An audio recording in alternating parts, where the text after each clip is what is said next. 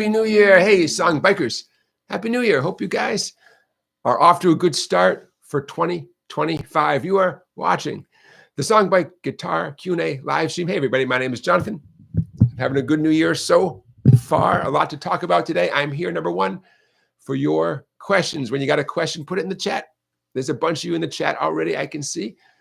Put a few question marks in advance of your question. That's how you know your question is aimed at me. In between your questions, we got a lot to talk about, including the new Bob Dylan movie. I want to talk about playing with a light touch. I want to talk about another cool thing from the earliest guitar book focusing on rock guitar that I have ever found. The book called Teenage Guitar. There's some cool stuff in there. I want to show you something else in that book. I want to talk about Golden Globe nominees in the Best Original Song category. There's 6 of them. I might share some of those with you. I thought you might be curious about some of those. What else? I got a dumb question. It's a really dumb question, but I got a dumb question for you. My own dumb question. I ask them so you don't have to. We have a poll question up and running. I can see a bunch of you have voted already in this week's poll. The poll question is, how many songs do you want to master? Some of you are thinking, if I could just get really good at one song, it would all be worth it. That's a perfectly good goal. Some of you might react and say, I want to get good as many songs as possible. That's why I do this. Some of you might say, you know what? One set's worth of music, 8 songs, 10 songs. If I could just get up and play like 8 or 10 songs and sound great, that would just feel, that's it. And of course, as always, one of the answers is other. So there's the poll question. How many songs do you want to master? Other things to talk about. Ooh, Bruce Springsteen's take on bar chords. I can't wait to share with you what he shared with Howard Stern in an interview a few months ago. Very interesting take on bar chords. What else?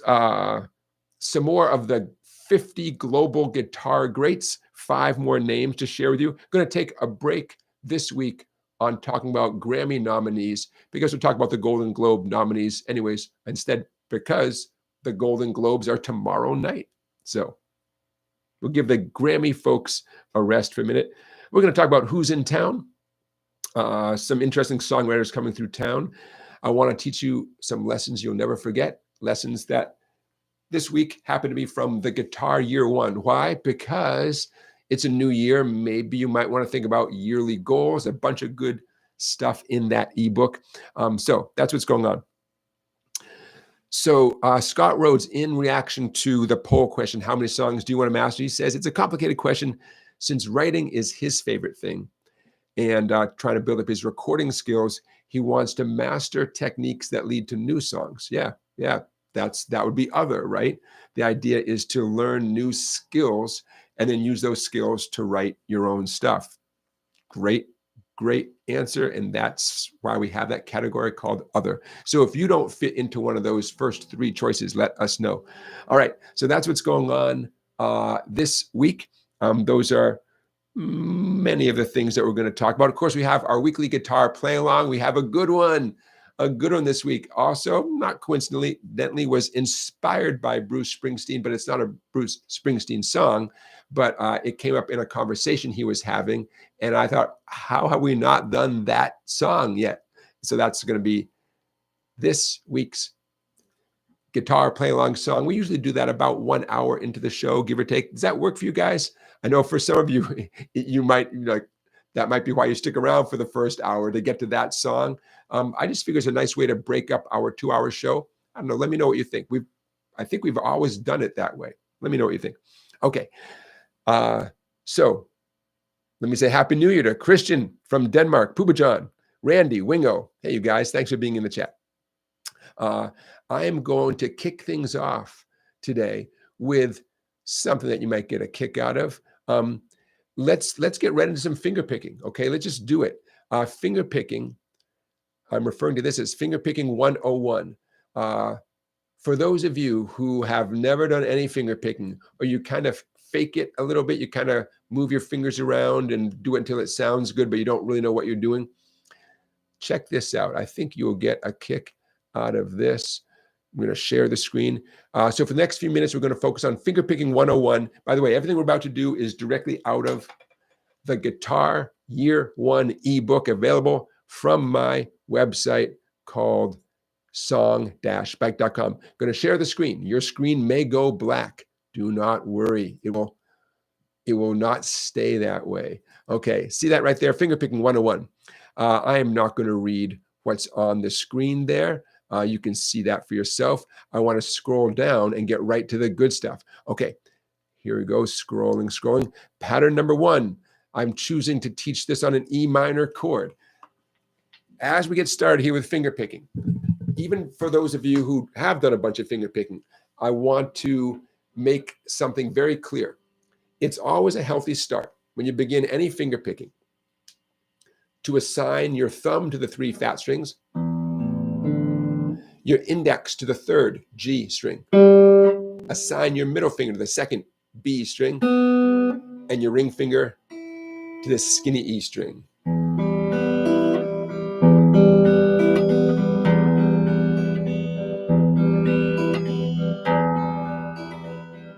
Okay, what am I doing? I'm doing that pattern number 1 at the bottom of the screen there. Pattern number 1, I'm choosing to do it on an E minor chord because I don't want you guys to worry about your fretting hand at all. That's why I choose a nice, easy chord. Okay, E minor. So, thumb on the fat string, followed by the index on the G string, middle on the B, ring on the high E, back to the middle on the B, and the index on the G. It's a 6-note pattern, 1, 2, 3, 4, 5, 6, 1, 2, 3. And you just keep repeating that pattern, 1, 2, 3, 4, 5, 6, 1, 2, 3, 4, 5, 6. Okay, a 6-note pattern. The word pattern is significant. When you learn fingerpicking, you start with learning some common, famous, easy patterns. I kind of associate this pattern with House of the Rising Sun. It would be an A minor chord, but you get the idea.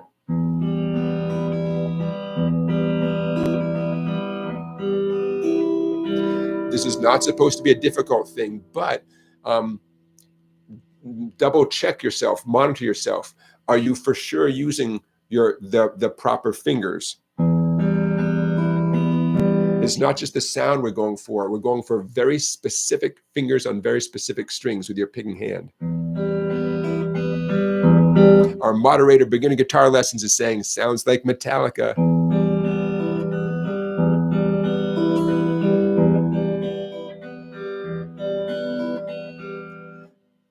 Number 1 is understanding what your job is, right? That's the teacher's job, to explain it well so you understand it.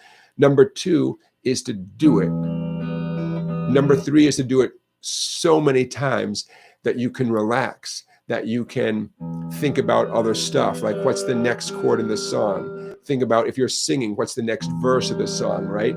If you are a member of an ensemble, you can ask yourself, am I playing too loud, too soft? Am I starting to speed up? Am I slowing down? Am I with the other musicians? There's a lot to think about. So it all starts with understanding what's going on, but your job never really ends, right?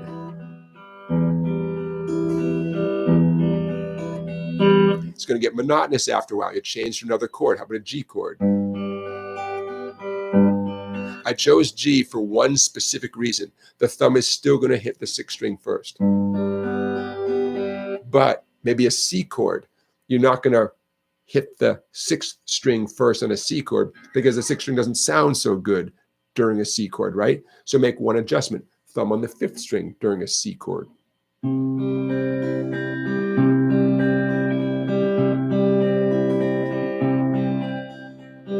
Right? This is intended to be easy to understand, but to take, a couple of practice sessions to get comfortable with. So I bet many of you are already doing this. Excellent. Good job. But remember what I said, the next step is to get so comfortable with it that you can do it not just fast. Playing it fast reflects how relaxed you are, not how much energy you're throwing at the problem, If you're relaxed, you understand what's going on, and you've done it 1,000 times, you'll be so fast at this.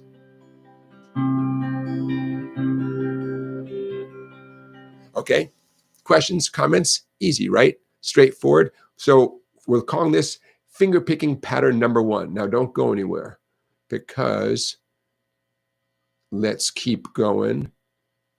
See what you're looking at right there? Same exact pattern, but on A minor. Well, I shouldn't say that. It's not the exact same pattern, because the thumb for an A minor chord, the thumb is going to move over to the 5th string. And if you've heard House of the Rising Sun, that's basically the sound of House of the Rising Sun.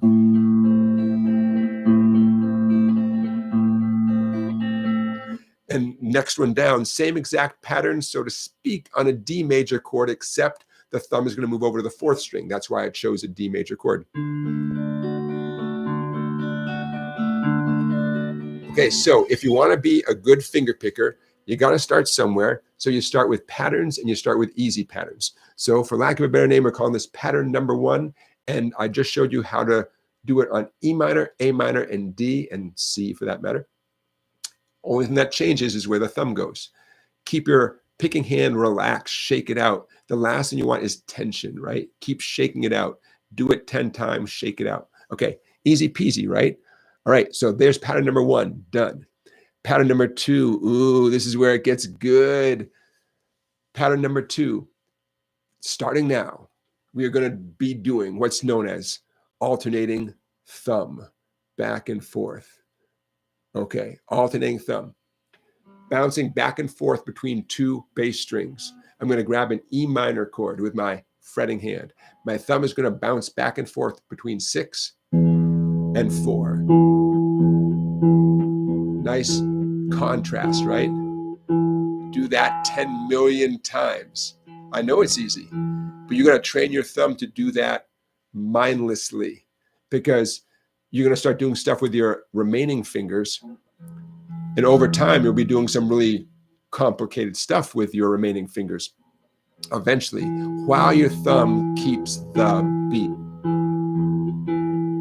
Okay, alternating thumb.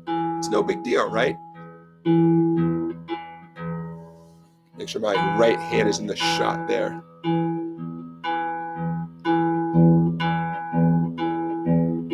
No big deal. Then you can see at the top of the page, I showed you how to do it with A minor, the 5th and 4th strings. And on the D, on the 4th and 3rd strings. I know it's kind of loud here on electric guitar. Okay, now some of you who are paying close attention may say, wait, Mr. Big Shot. You said on the D chord, your thumb should do 4 and 3. But 2 minutes ago, you said the index finger was in charge of the 3rd string. There we go, our first exception to the rule. Yeah, in this context, we're bending the rules a little bit. Thumb on 4, thumb on 3 on a D major chord. Okay, sometimes you do that, sometimes. Okay, and take a look at the middle of the page. We are now ready for the full pattern number 2. I'm going to do it on the E minor.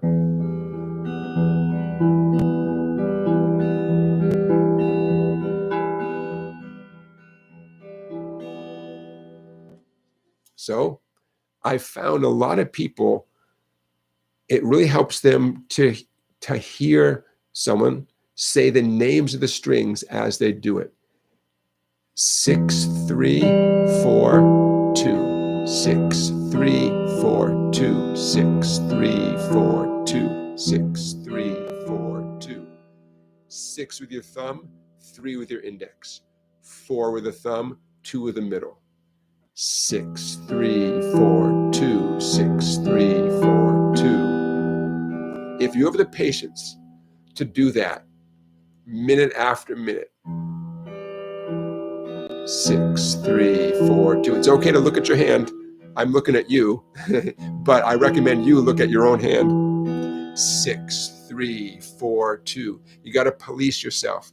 Are you going thumb, index, thumb again, middle, thumb, index, thumb, middle? 6, 3, 4, 2. Remember, 6 is the fat string, right? Now, this pattern, is useful for playing so many songs, for playing the accompaniment, right? I'm not talking about playing the note for note version of Tears in Heaven by Eric Clapton. I'm talking about doing an appropriate accompaniment that fits a lot of songs.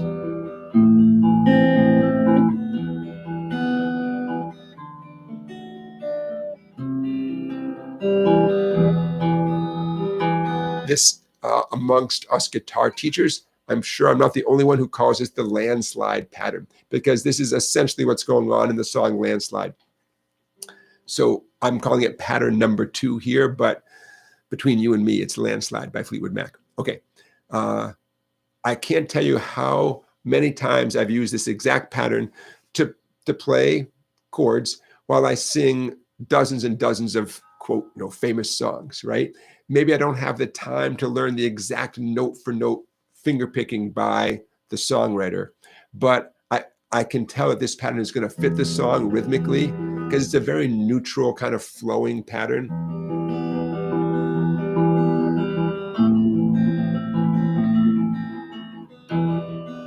It works well slowish. It works well fast. How do you go fast? Keep your right hand, your picking hand loose. Keep it loose, relaxed. Practice, practice, practice. Keep telling yourself to keep this hand loose, okay? So pattern number 2.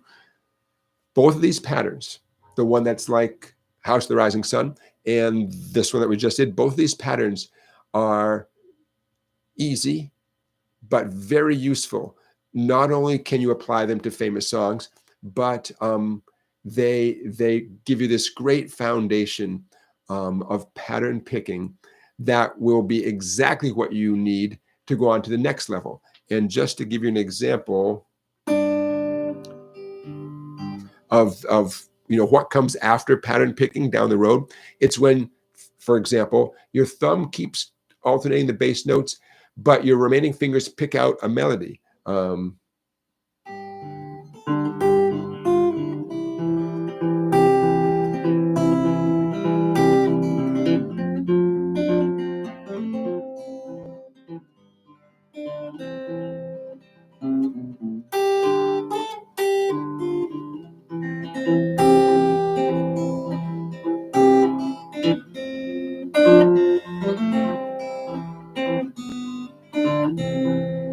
Okay, so the thumb is there, thump, thump, thump, thump, almost like someone playing a stand-up bass. Thump, thump, thump, thump, thump, thump. Meanwhile, like this song is happening, right? Now, I was a dummy. I did that stuff first, and it took me forever. I had no finger picking experience. I had no foundation. I got this certain book, and that was like one of the early examples in the book. That's not how you do it. You do the pattern picking first. You get used to this whole concept of finger picking, and however long that takes to get used to these repetitive patterns with the alternating thumb. Okay, then you move on to what I just did right there. Lewis Collins is the name of that song. That's how I'm playing it, by Mississippi John Hurt. Pretty darn similar to how he plays it, but I'm sure it's not the exact same. I played that song for so many years. I'm sure I put in a few of my own little quirky things. But Lewis Collins is the name of that song. I learned it out of famous finger picking book called Fingerpicking Guitar by Ken Perlman, Perlman. Great book, available on Amazon. Get yourself a copy. And yeah, okay. So we're about to wrap up this finger picking lesson here, but I want to sort of show you where to begin and then where those skills can take you. Wingo says, my pinky isn't visible. Yeah, in the shot. He's asked an excellent question. I'm so glad you asked. Where do you put your pinky when you're doing this? Put it anywhere as long as it's not stiff and pressing into something. It is okay to let your pinky rest on the face of whatever guitar you're playing.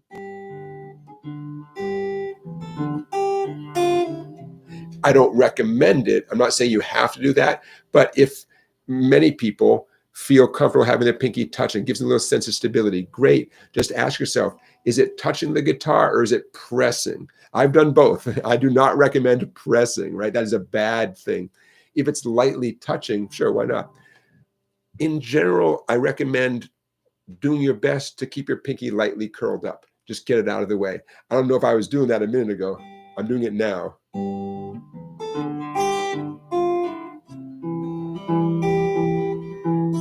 You know, I'm not letting it brace itself against the face of the guitar.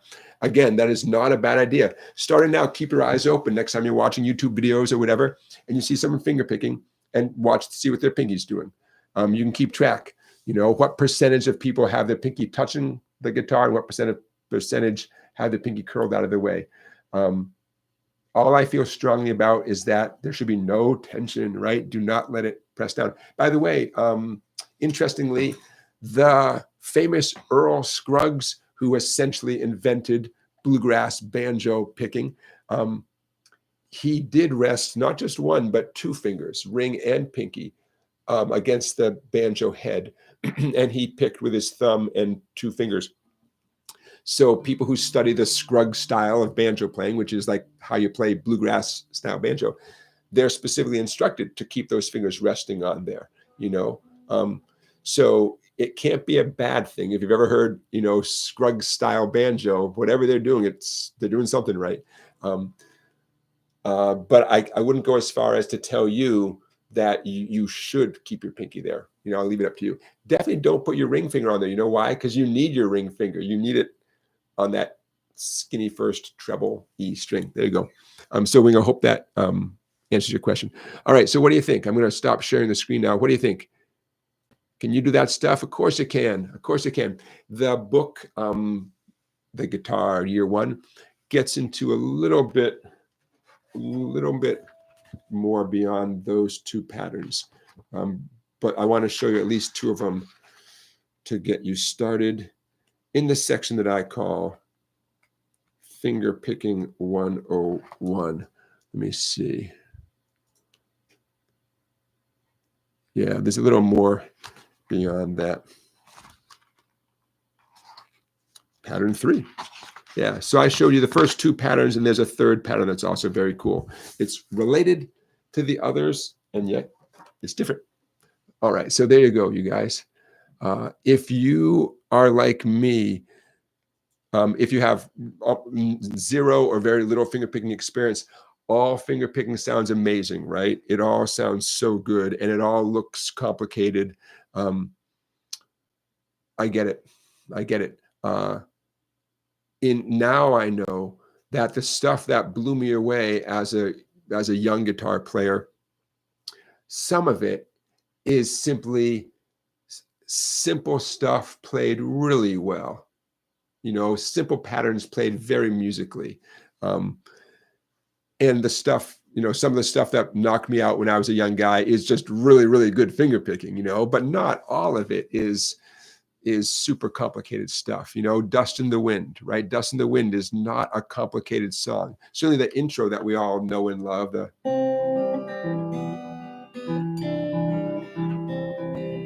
not complicated stuff, but it sounds so good, right? It sounds so good. So if I can do it, you can do it. Be patient with yourself. On electric guitar, I'm feeling a little stressed because obviously every sound is amplified. I'm going for a nice balance between the bass notes and the treble strings. In general, it can be a little stressful doing that on electric guitar because why? Because I feel it's hard to get that balance on your first try. The whole time I was playing for you, I was thinking to myself, okay, I got to go easy with my thumb. You know, a thumb is a powerful digit, right? Hitting some thick strings, but I don't want to drown out the other stuff. On acoustic guitar, I think it's a little bit easier to find that balance so the bass notes don't overpower the skinny strings. You got it. Hey, Rock Lobster got himself a t-shirt, a SongBike t-shirt. All right, Rock Lobster, I appreciate that. You guys have been buying some merch. And I appreciate that. I'm going to put the link in the chat. Thank you, Rock Lobster.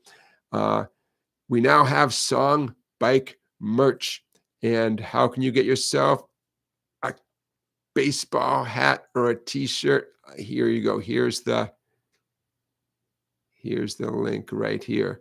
I'm working with a company out of Texas called Alta Color, and they have been very helpful.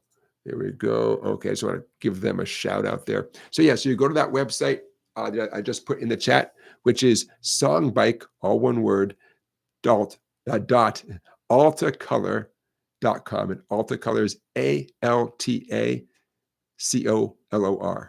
Songbike.altacolor.com, and you'll see the merch, and get yourself something. Why not? New year, get yourself t-shirt, baseball hat, something like that. Hey, Harrison, how are you? Harrison is joining us, hasn't been in the live shows for a while. Says, I got a haircut. I got a haircut back in September, and then I just got another haircut yesterday. Why not? Yeah. Nothing like a haircut to remind you how cold it actually is outside. We're down below freezing here in Connecticut, and maybe not the ideal time for a haircut, but what are you going to do? You got some winter weather where you are? What did I hear? There's a winter storm coming across the country. I don't think it's going to give us what it's giving some of you guys out in the Northwest and maybe Midwest. I guess you guys are getting some rough weather coming your way, possibly. A to Z me. I'm looking at your comment. Is it the tab on the screen that was not easy for you to read in terms of the finger picking stuff? Yeah, I get that. If you haven't read tab before, it looks like just a bunch of lines and numbers. I get that. But you just by hearing what I said, grabbing an E minor chord, thumb on 6, index finger on 3, thumb on 4, middle finger on 2. Don't even worry about the tab. Just do that. 6, 3, 4, 2, thumb, index, thumb, middle. And then that's what I'm calling pattern number 2. Do it a bazillion times.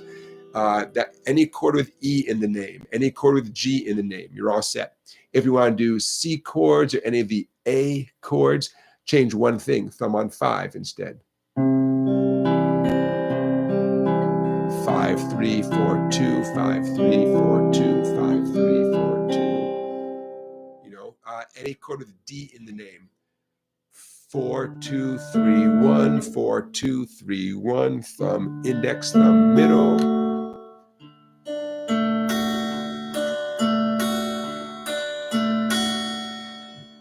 Don't wait around for some song to magically appear that use this pattern. Do yourself a favor. Just write a song as you're practicing. Grab your favorite chord. I'm just going to stick in this D chord here. And then just start singing about anything. Charlie Beagle says there's nothing that makes you feel older than seeing your gray hair on the barbershop floor. Right.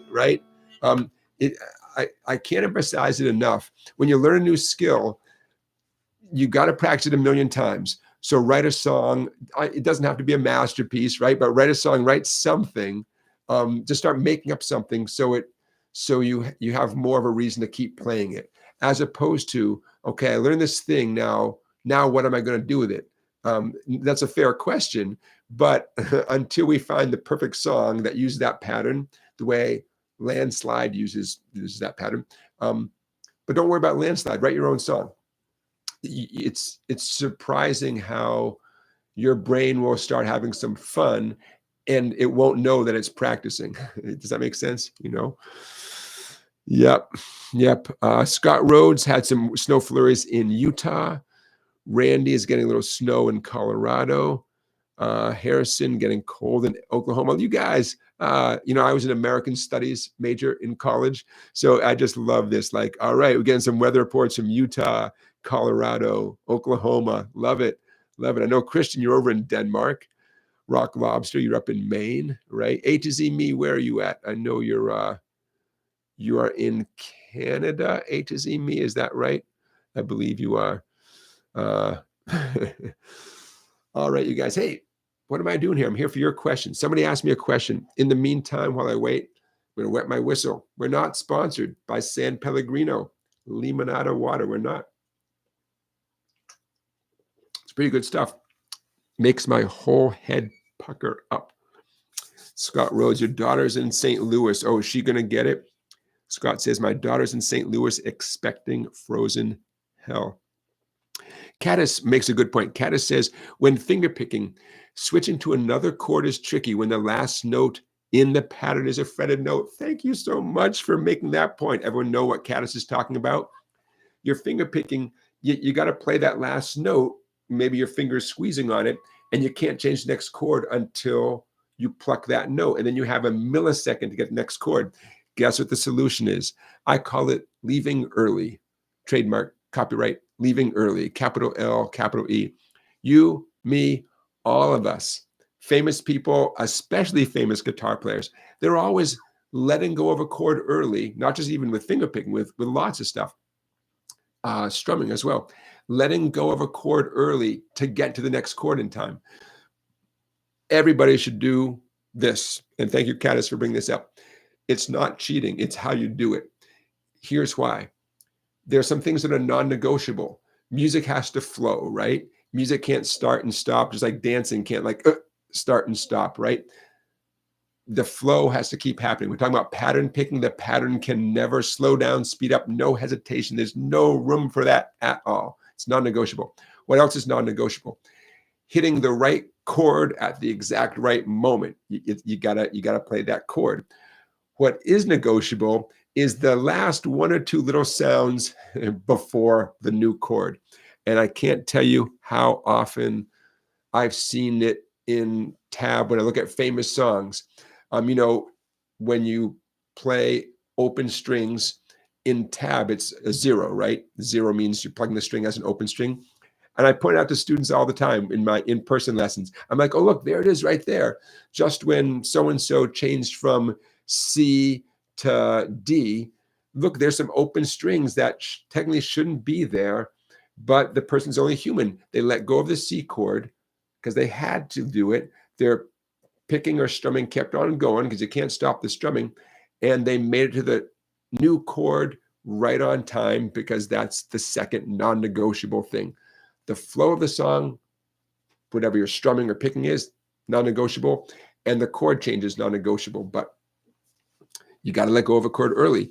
And you might push yourself and say, well, I'm going to be the guy who doesn't let go of the chord early. I'm going to play that last note and then get to the new chord. It's a good challenge. And it's possible that this song actually does that. I'm not saying that you will always see every famous guitar player letting go of a chord early. But I've seen it so much over the past 3 decades of teaching the guitar that I feel very comfortable giving you the green light to do it, and I do it all the time myself. But are there exceptions? Yeah, there's exceptions to exceptions, sure. Pooba John is checking in from the state of Connecticut. That's us. Yeah, you got it. Wingo, I'm reading your comments. Wingo says, I practice keeping my fingertips on the strings while changing chords. It's good training for keeping them low. Yeah. Now you're talking about a related subject, which is keeping your fingertips as close as possible at all times, which is great. A lot of us, our fingers spring away, our pinkies sometimes even hang out. This is one thing when I watch, especially when I watch veteran, experienced guitar players, I always look for where their pinky is. Their pinkies are not always doing the ideal thing, hovering exactly above the strings. Sometimes I see someone playing and their pinky is out here in outer space. See where mine is? It's like away from the neck completely. But at the last minute, pow, their pinky reaches over and grabs a thing. That's the skill you get from being a veteran guitar player, from putting in hours and hours and hours. Ideally, though, we'd all keep our fingertips close. But I admit, I see experienced people who don't always do that. Yeah. And yet when they need the pinky, pow, it appears like out of nowhere. And what can you say? I mean, as long as it sounds good. But yeah, your point, Wingo, your point is a super important point. Fretting fingers as close as possible at all times. Changing chords is such a deal breaker, right? It's such a, if you don't make it to the next chord in time, it's not quite music yet, right? I get that. I get that. And aside from just telling you practice, practice, practice, I want to give you some tips, such as what Wingo's talking about, keeping all your fingers so close, keeping your eyes on your fretting fingers. That's a great help, which means you probably have to memorize the chord sequence of a song, so you know what chord is coming up next, Yep. There you go. All right. Hey, let me throw a few things your way. I got a dumb question. You want a dumb question? Kind of ties into what we're talking about in terms of, imagining what goes on in the minds of these professional, veteran, experienced guitar players. My own dumb question of the week, here it comes. Can the best guitar players, all of our favorite famous guitar players, you pick your favorite guitar player, can they play everything? Everything? Can they play Eddie Van Halen tapping stuff? Can they all do amazing finger picking? Can they all play a classical piece and sound just like Segovia? Do they all know how to solo over a jazz song, like a real jazz player can solo, the proper way on top of a jazz tune? What do you think? It's a dumb question. But we assume that everybody can do everything. They're so good, they can do anything. You know what us guitar teachers talk about when we're sitting around talking about stuff? How many people that day have told us, oh, I know this guy, my cousin, he can play anything on the guitar. It's not how often have you heard that. It's how many times today did someone tell you about their uncle or their neighbor who can play anything on the guitar. Okay, that's great. So what do you think? Whatever guitar player you're picturing in your head, that really good one, can they do anything on the guitar? It's a dumb question. And yet, because we kind of assume they can, then we maybe feel bad that we can't even do one thing the way we want to. And they can do everything on the guitar, right? I would propose, that many, many, many of your favorite guitar players are really good at certain things, and they really don't have experience doing other stuff.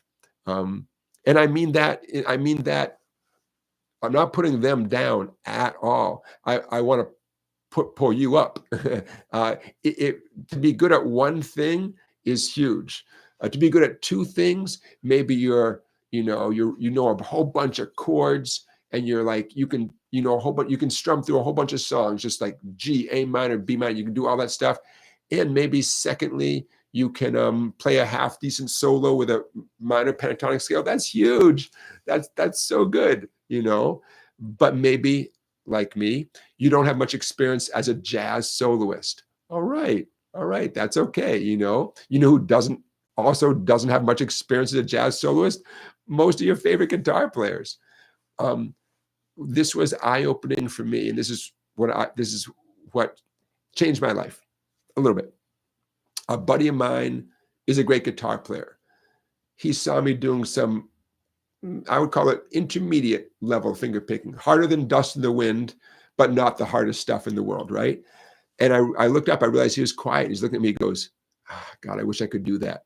Well, in my mind, I had already made him into the guy who could do anything. And he's not even famous, And he totally meant it. He said, I wish I could do that. And I thought to myself, well, this is just this finger picking thing I worked on for a year, and now I can do it, It wasn't I was still the same person, right? I just worked on it and worked on it until I could get it. So I thought, wait a minute. Maybe we're all just doing the best we can. and we all find something, we pursue that, and we get good at it. And then maybe we go on to the next thing. We do our best to get good at that. But I just want to put that out there. It's extremely possible that your favorite guitar players are really good at some things, and they would probably even admit like they have zero experience doing something else. So I'm already thinking about some people who they do appear like they can do anything. It does appear that way. I know. But there's plenty of people who are just super good at certain things, and that's awesome. And I want to be that guy, and I want you to be that person as well. But yeah, Scott says, I've seen lead guitar players say they don't even know chords. He says, I don't fully believe them. I mean, when people tell you who they are, believe them. This is not quite the same thing, but I've had students who are doing so well with lead guitar soloing that lesson after lesson, we keep working on lead guitar soloing, bending notes, changing keys, finding target notes, adding bluesy sounds. This one awesome guy, friend of mine, lesson after lesson doing this. On the 19th lesson, I mentioned a G chord, and he goes to me, yeah, how do you play G again? Meanwhile, the guy was getting to be a pretty competent lead guitar player. Like, I liked listening to him play. I would just sit there and play background stuff and listen to him play, didn't know a G chord off the top of his head. So I know it's slightly, he was a guitar student, you could say, but it happens. People get so good at what they're good at, where their passion is leading them. And sometimes they don't learn other stuff, The good news is, I feel strongly about this. As long as your fretting hand is doing something on the guitar day after day after day after day, the blood is flowing, the tendons and ligaments are getting a workout, your muscles are getting a workout. You'll learn new things faster and faster and faster, even if they don't seem to be directly related to the old thing. As long as it involves fretting on the guitar with your fretting fingers, it becomes easier to pick up new skills. Because if you held my feet to the fire, I would say we live or die by how our left hand is doing, meaning your fretting hand, right? However your left hand is doing, that's where you're at on the guitar. Okay, so there you go. Hey, let's check in with our poll results. Have you voted?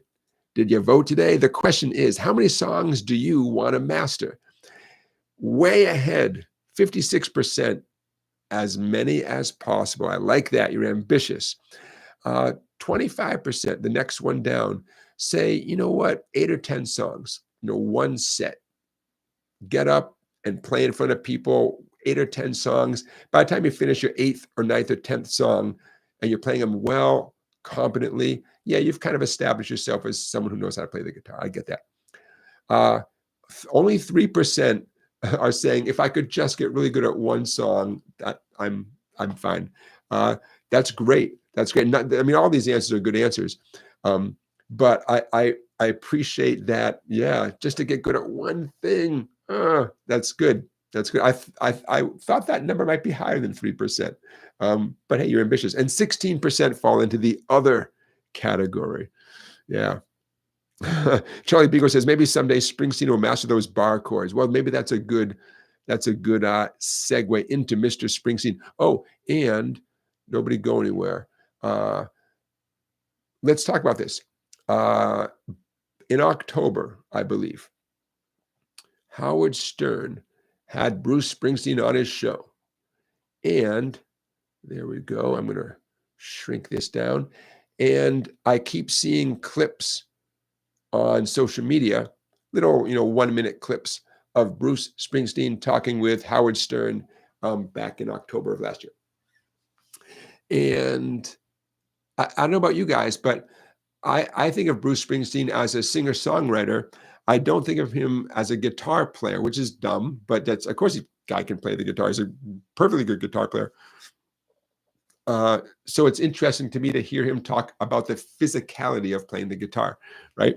Because I have to remind myself, oh yeah, he sat in his room and played just like the rest of us, right? Okay, so what did Bruce Springsteen say that caught my attention? I'm going to tell you, and it's going to lead into what I'm going to call bar chord fragments. Okay, so what did Mr. Springsteen say? Howard Stern brought up the subject of bar chords, and Bruce said, I'm not a big bar chord player. Bar chords are hard to play, and they're hard to get around on. I can play them, but I actually never play them. I've never played them in concert in 40 years. 40 years, right? what's the takeaway from that? Don't beat yourself up if you haven't mastered bar chords. Of course you should, right? Make an effort, but do not judge your overall progress on how your bar chords are going that day, right? For lots of reasons. Bruce, there's one reason, he doesn't play them. They're hard. And I liked how he added that they're hard to get around with. You're grabbing the guitar neck, you're squeezing the heck out of the strings, you're committing a whole lot of bone and muscle and tissue. So if you see him playing in a concert, you're going to see his left hand moving up and down the neck of the guitar. Is it possible he's doing something that is related to a bar chord without committing to the whole bar chord? I would say yes, it's extremely likely that he's doing what I just said. Okay, so you're sitting down, grab your guitar. Here comes another lesson you'll never forget. I'm going to share the screen here. Bada boom, bada boom. Okay, I call these bar chord fragments. Your screen might go black. Do not fear. Okay, bar chord fragments. It is what it sounds like. You picture a bar chord. You might even fret a bar chord. I'm going to do an F major bar chord down here. Whatever you do, don't start strumming it and getting mad at yourself if it doesn't sound perfect. We don't care how the full bar chord sounds. If you want to grab it and get in that position, go for it. But take a look at the other diagrams. All those variations, those are all fragments on a bar chord. You're taking a piece, a fragment of the bar chord. Not because you can't play bar chords, but there's a million reasons. These are easier. They involve less of a commitment of your bone and muscle and blood and everything. They oftentimes free up a finger that potentially could add in a little bonus note here or there. If you're playing in the E Street Band, there's multiple people, including other guitar players, a keyboard player or two, bass, drums. It's not your responsibility to make the biggest, fullest sound. You can get away with playing 2 strings, 3 strings, 4 strings. It's fine. Now, you might say, well, I better learn bar chords because I don't play in an E Street Band. Stick with me. Stick with me. Okay, so at the top of the page, I put what would appear to be an F bar chord. But let's drop down to the 6 things down below that. I want to bring your attention to the fact that the first one involves only the 2 bass strings. The next one to the right involves a 3rd bass string. Both of those are power chords. If we're basing this on the F major bar chord, the first 2 chord diagrams would be known as F5 or F power chords.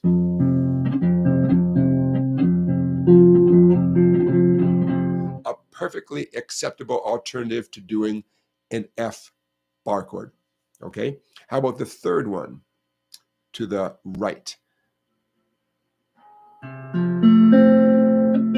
It's like I was doing the full F bar chord, but then I took my index finger and committed only to the 2nd skinny string, 1st fret. It's an F chord. It's fine. It sounds great. You got 4 strings, right?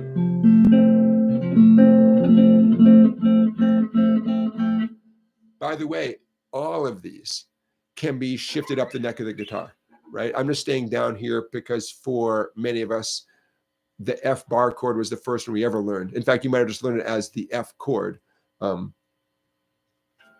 then found out later that this is known as a bar, doing a bar across the 6th string. Okay, bottom row, a nice little 3-chord fragment. I love this one. One reason I love it is my pinky is available.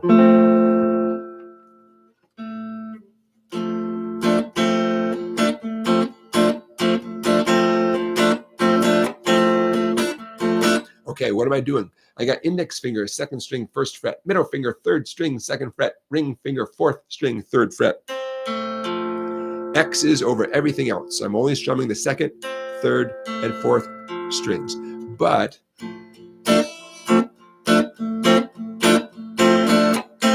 my pinky finger is now available. My fourth finger is available. I was just adding it to the second string, third fret. That note is the sixth note of an F scale. Therefore, for that brief moment, what was F major, you could now call it an F6 chord. Technically, it's an F major 6, but people just say F6. So F, F6. Is that kind of classic rockabilly?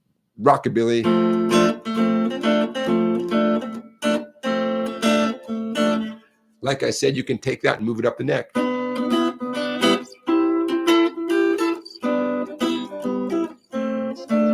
I mean, you've heard that forever and ever and ever. You can't do that with a bar chord. Why? Because the pinky has a job to do. The pinky can't just leave. I mean, yes, it can, but you see what I mean?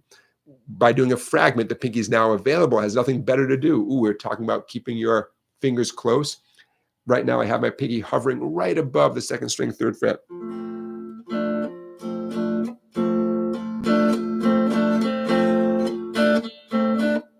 Yeah, Charlie Beagle's bringing up a good point.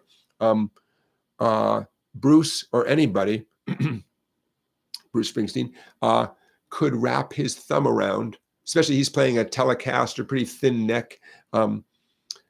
Your thumb can fret the fat string the way previously the index finger was barring across and grabbing the sixth string. Yeah, sure. Jimi Hendrix was famous for that, for his thumb wrapping around. Jimi Hendrix was not the first human being to ever do this, but it was part of his style, you know.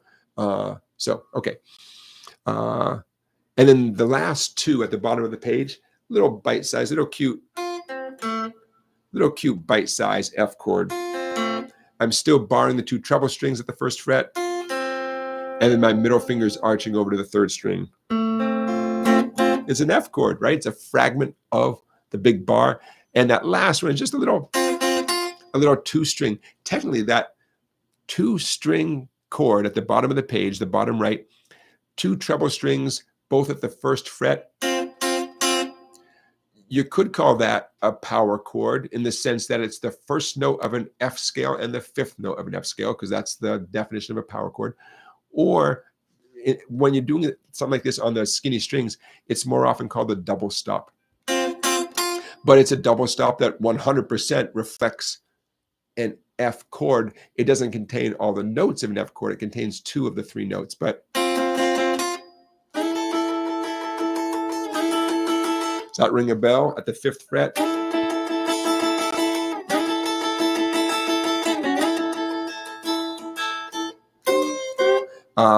Fifth fret, it's an A double stop. And it might remind you of Revolution by the Beatles, right? Is it an A chord? No, but it's 2/3 of an A chord. And it totally, if the rest of the band is essentially doing an A chord, it 100% fits with that, right? So Charlie Beagle says, can you buy new guitars with the old 7.5-inch fretboard radius? Good question. I don't know. I have a 52 reissue Telecaster that I think does have that very small radius there. So I'm sure somewhere out there, you're wondering about production guitars, right? So production guitars, I don't know. Of course, custom guitars, right? You pay enough money, people will build you whatever you want. Just so you guys know what Charlie's talking about when we say fretboard radius. Your fretboard is not perfectly flat across. It might essentially feel that way, but it curves like a hump, you know, a little bit. And depending on your exact guitar, it either is a more pronounced curve or a flatter curve. Les Pauls, Gibson Les Pauls, Epiphone Les Pauls are known for being somewhat flatter, and Fenders are known for being somewhat curvier. Classical guitars, nylon string guitars, very flat. Typical acoustic guitar, not particularly curvy, but curvier than a nylon string guitar, classical guitar. So the fretboard radius. And there's pros and cons of how curvy the fretboard is. And you can Google it and find out all about stuff like that. But it's interesting. But it's one of the things that you subconsciously notice when you try any guitar. You might not be thinking about it, well, now hopefully you are, but certain guitars sort of feel a certain way, and in the palm of your hand, right? And some of it is the back of the neck, obviously the size and the shape of the back of the neck, but some of it is the radius of the fretboard. Yeah, interesting stuff, you know. Rock Lobster saying, what are the general sizes? Well, I'll tell you what. Common, don't go anywhere. Guitar, fretboard, radius. Okay. I'm seeing lots of things on explaining it. Okay, let's just go with Guitar World magazine, fretboard radius and how it affects blah blah blah blah. You know what? I'll put this for the fun of it. I'll put this in the chat. Copy. Okay, stick around, everybody. Okay, I'm gonna stop sharing the screen. Okay, there we go. Okay, here's a link. There you go. Okay, but coming back to this, I think for electric guitars, a 9.5-inch radius is very common. Okay, let's see here. For Fender, 9.5-inch radius is commonplace. This article says. Paul Reed Smith, a 10-inch radius. Gibsons are assumed to have 12-inch radiuses, but the vintage ones, like prior to the mid-60s, it says 9.5 to 10 inches was more common. In the 80s, all those shredder guitars, those pointy headstock guitars, the radii changed over to 12-inch, 16-inch, even 20-inch radius. The bigger the number, the flatter the fretboard feels. So all those shredder guitars, those Charvels and Ibanez guitars in general in the 1980s had flatter fretboards, which was reflected by that larger number, 12-inch, 16-inch, 20-inch. Okay, blah, blah, blah. And there's also a thing called a compound radius, which I would like to try a guitar that has one of those. I don't know if I ever have. If I did, I didn't know about it. But okay, there we go. Here I come. All right, I'm back. A compound radius, the radius changes as you move up the fretboard. It flattens out. So at the nut, it might be, I'm just going to say a 9.5-inch radius at the nut. But by the time you get up past the 12th fret, it might be an 11-inch radius. It's such interesting stuff. Your hand can feel the difference. I know we got dozens and dozens of people watching right now, and I know some of you are like, dude, whatever. I'm just trying to, get good at F. I get that, but everybody watching right now, if you sat down with multiple guitars and you had some time to sit and play them, and someone said, someone guided you through, 100%, you could totally feel these subtle differences. What's more sensitive than your fingertips? I have no doubt that you could feel the differences, just like some pro could feel the differences. You might decide that you don't want to pay extra for something, that you like your fretboard radius just fine. That's cool, but for sure you could feel the difference, for sure. So yeah, so there's that link in the chat. I'll put it in the description of the video too. In fact, let me do this right now so I don't forget. Hey, 6 o'clock here on the East Coast. It really should be time for our guitar play along song. I'm going to check the chat to see if I'm missing anything. But there we go. Okay. But if I'm not missing anything, I'm ready to rock and roll if you guys are. Beginner Guitar Lesson says, I pride myself on learning bar chords. And then he started lessons with me. Yep. And I show him those fragments. Yeah. Yep. He says, I felt like I'd been cheated all these years. Yeah. Because bar chords are hard and people put a lot of sweat into bar chords. I get that. Yeah. Charlie Beagle is putting a question out there for the people in the poll who said that if they could just master one song, that would be, that would make their life complete. He says, well, what song would that be? So yeah, or even if you didn't answer that way in the poll, what I would love to hear from you guys, what your either favorite song is or your current song. What's the one song that comes to mind that you're glad you mastered it, or it was extremely important to you and you had to master it, or the one you're working on that's making you crazy right now? Go ahead and put that in the chat. Scott says, on the Mod Shop Jazzmaster I'm playing today, there's a noticeable difference going up the neck. Yeah. And if you're not sure, you could Google it and see if that has a compound radius. Yeah. And you might already know it does, Scott, but it sounds like it does if it's doing that. Yeah. All right. Yeah, Caddis, I want to read your comment, Caddis, because it's a good comment. I'm getting back to the idea of leaving the strings early to get to the next chord. Caddis says, leaving early works for strumming, but when the notes are played separately, the open string, the one that, when you leave early, that can be very dissonant. It can, but I would suggest that you only notice it's dissonant at a slow speed.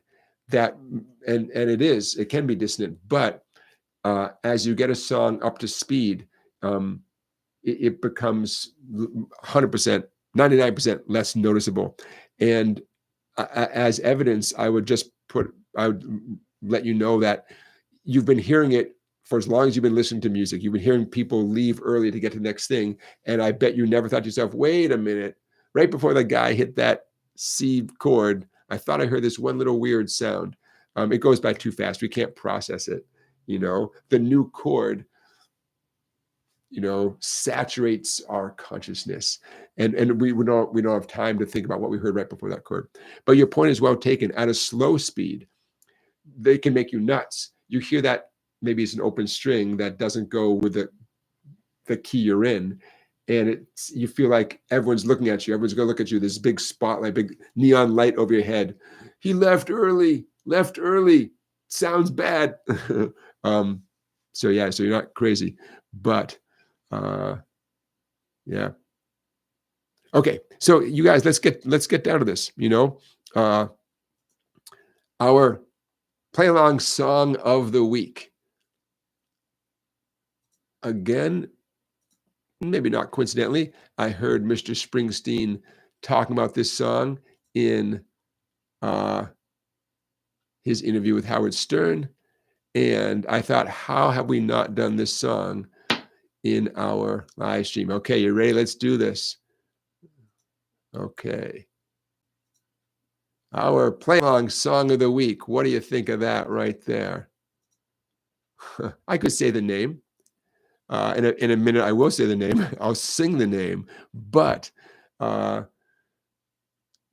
Bruce was saying to Mr. Stern, he was saying that when you learn the lyrics of this tune, you realize there's a whole story. It's a great lyric. It's a sea shanty with a great lyric, and it's yet another reason why the Kingsmen and their timeless version of this song is sort of part of our consciousness. It's not just that it's a great guitar riff.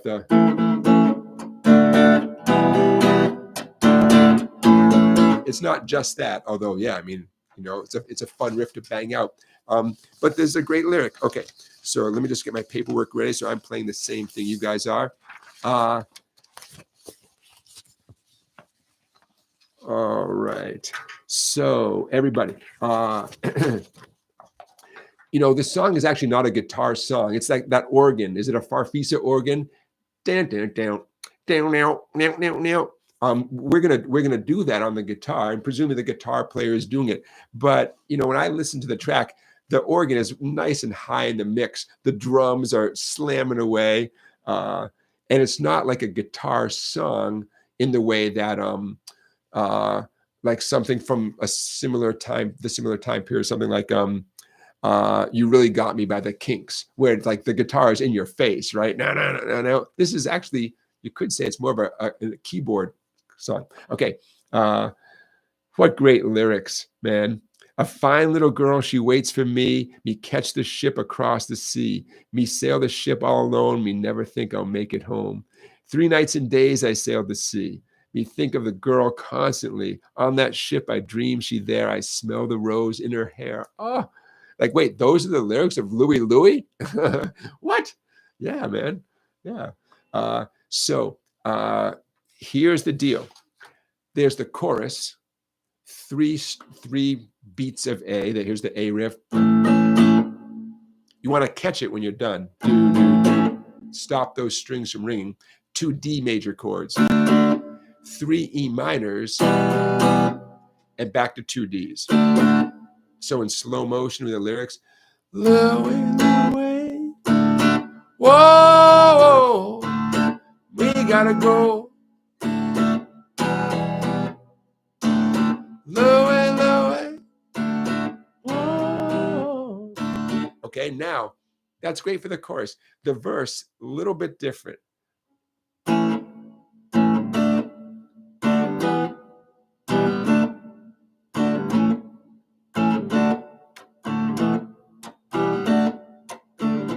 The order of the chords is the same. The strum pattern is different. Is it a big deal? Nah, not for you. But it's different, right? So Mr. Big Shot here is going to try to do that and sing at the same time. We'll see how it goes. Down at the bottom, the A minor pentatonic scale. We're in the key of A right here.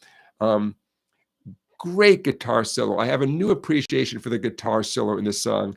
I think it's a great solo.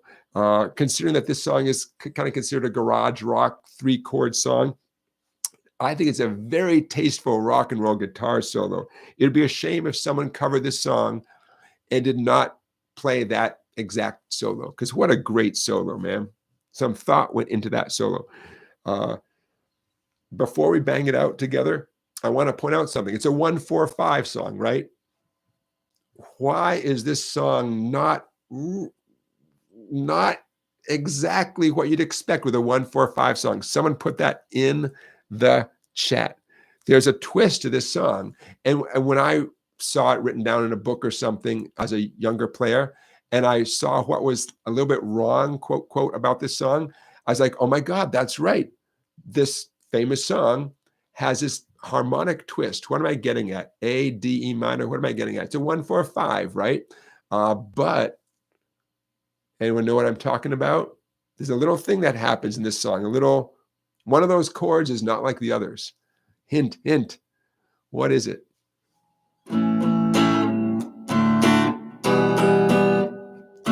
Come on, I'm waiting. Bueller.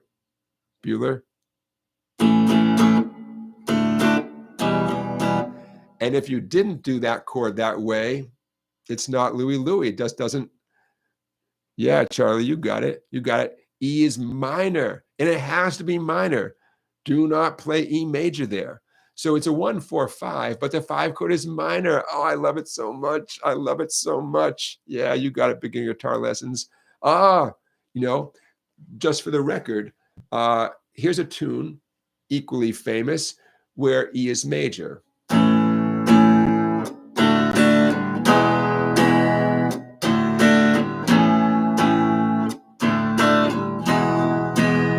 You make everything groovy, right? A major, D, E. It's extremely similar to Louie Louie with all major chords. A, D, E, D. Great. So why did they play E minor in this song? I love it so much. It's like we didn't see that coming. It's not supposed to be E minor. And yet, the universe wanted E minor right there. And I don't know why they played E minor there. I have no idea. Was it the Kingsmen? Did someone do an earlier version and that's how they did it? I don't know. Somebody Google it, look it up in Wikipedia and tell me. I just love it so much. Okay, you ready? Of course you are. We're going to start off on the chorus.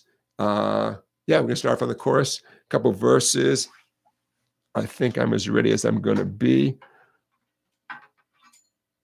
Little ways in, after a couple of verses and choruses, I'm just going to bang out the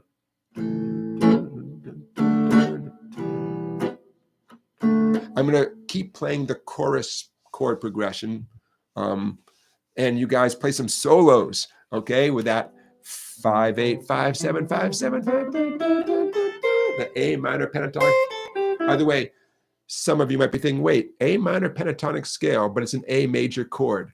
And there's your rock and roll right there. Exactly, right? Exactly. It's an A minor pentatonic, but the song is A major. Yep, there's your rock and roll. That's rock and roll, man. The minor pentatonic will not be denied. It must be played, even though the A chord is an A major chord. I'll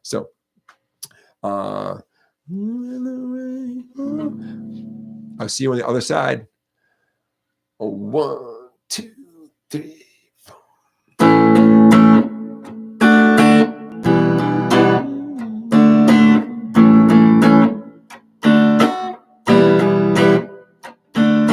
Louie, Louie, whoa, me gotta go. Yeah, yeah, yeah, yeah, yeah, yeah, Louie, Louie, whoa, me gotta go. A fine little girl, she waits for me. Catch the ship across the sea. We sail that ship all alone. And never think I'm gonna make it home. Louie, Louie, whoa, me gotta go. Yeah, yeah, yeah, yeah, yeah, yeah, Louie, Louie, whoa, me gotta go. 3 nights and days I sailed the sea. Me think of the girl constantly on that ship.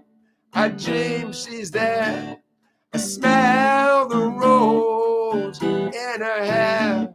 Louie, Louie, whoa, me gotta go. Yeah, yeah, yeah, yeah, yeah, yeah, Louie, Louie, whoa, we gotta go.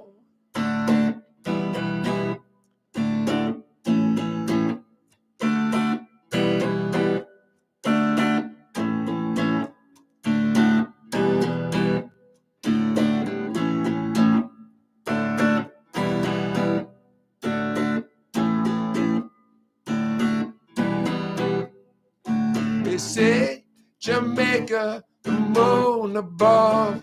It won't be long to see me love.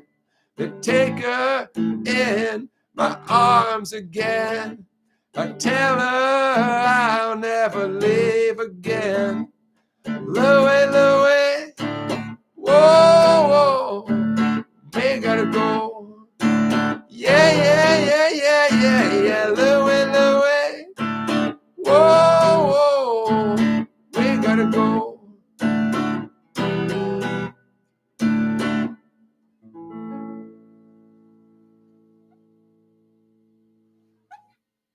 There you go.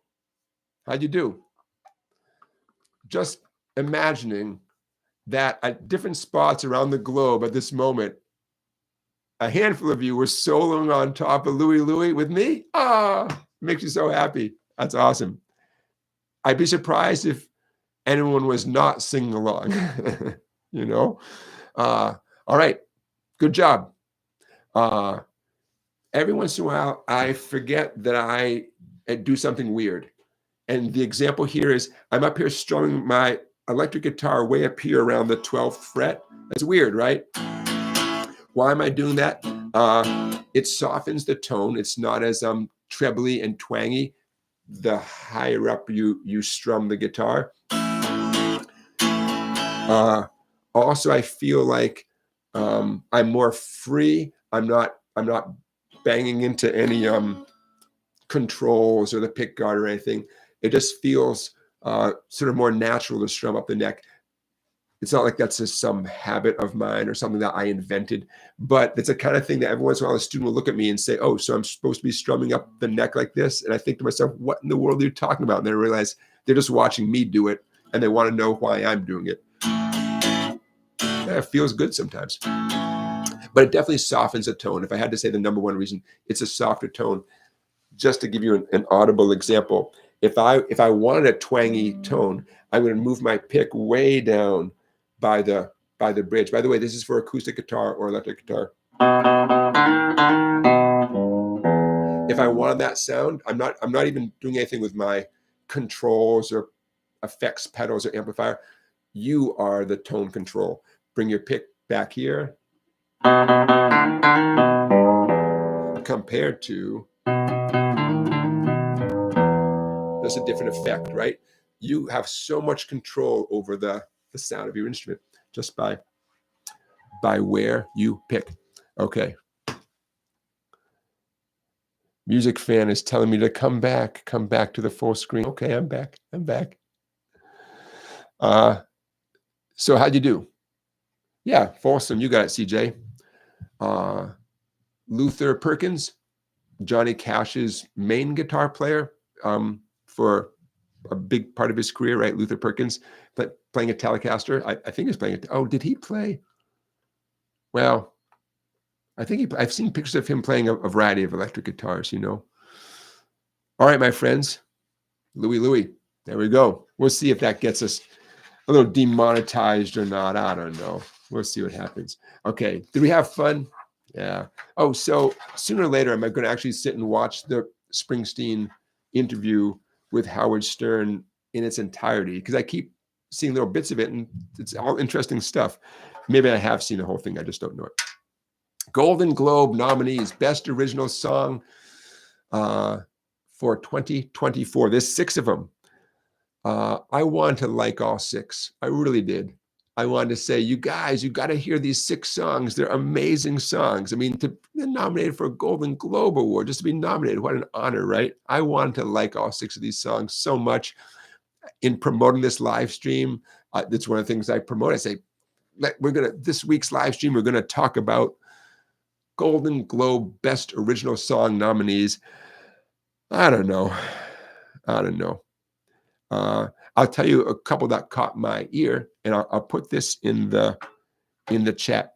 I have to admit, I'm not up to date on movies, but there's a movie called Better Man. And in the movie Better Man, there's an interesting song called Forbidden Road that was written in part by Robbie Williams.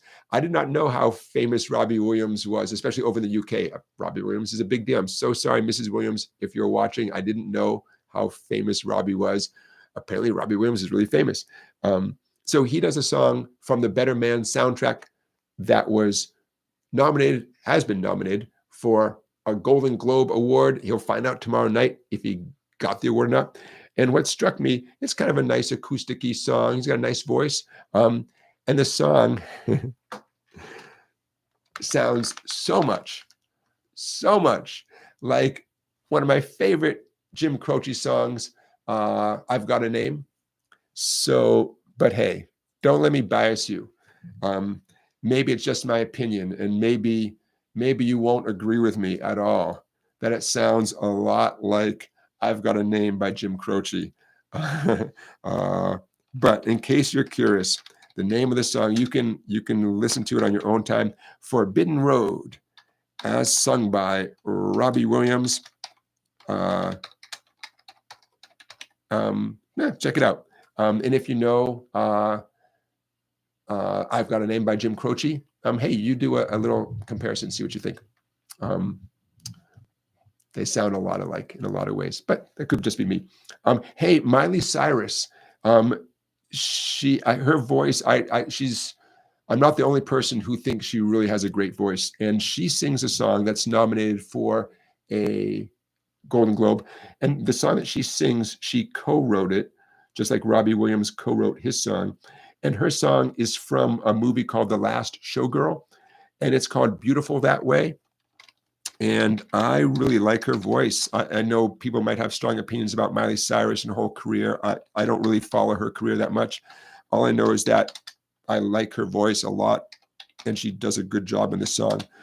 Beautiful That Way, and she might find out tomorrow night that she got a Golden Globe Award. There's another song from a movie called Emilia Perez, and the song is called El Mal. And is Camille the singer? I think so. Now, the lyrics are in Spanish, but that didn't stop me from figuring out what the lyrics say. And the lyrics tell a really cool story, a fascinating story. Zoe Saldana. I'm so sorry. Zoe Saldana is the singer of the song. I'm going to give her some credit right here. By Zoe Elmal, E-L-M-A-L, sung by Zoe Saldana. And the lyrics just tell a very intense. So I'm gonna make sure I spell everything correctly. Very intense story. So if you're not fluent in Spanish, I encourage you to do a translation of the lyrics. The music didn't grab me. I mean, it was okay. But the lyrics really grabbed me. Very intense lyrics. So Trent Reznor, who many of you know from Nine Inch Nails, he's nominated for a song from the movie called Challengers. It didn't work for me. There's another song called Kiss the Sky, and that was okay. Remember Mumford & Sons, right? Mumford & Sons. Kiss the Sky is sung by Maren Morris, and it's okay. It just reminds me a lot of the vibe that Mumford & Sons created a few years back. The boom, boom, boom, boom, boom, with nice banjo and acoustic guitar strumming, very major key melodic melody. Remember Mumford & Sons, right?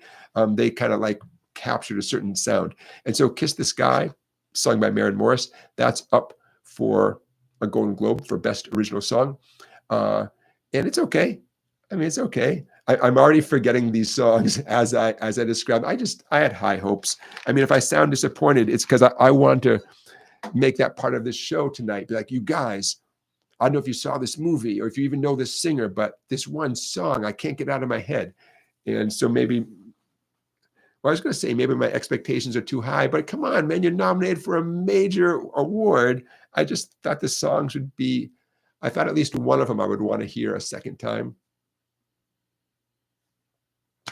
What do I know? I will not be at the Golden Globes tomorrow night, so make of this what you will. Anyways, those are some of the ones that kind of stuck out. There's a couple others, like the Trent Reznor song just didn't work for me. I don't know.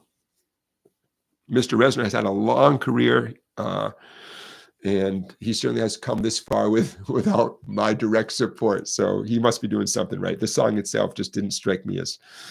And there's another one from that movie called Emilia Perez called Mi Camino, sung by, hold on here, Mi Camino, by Selena Gomez. She sings it. She did not write it, but she sings it, and it was okay.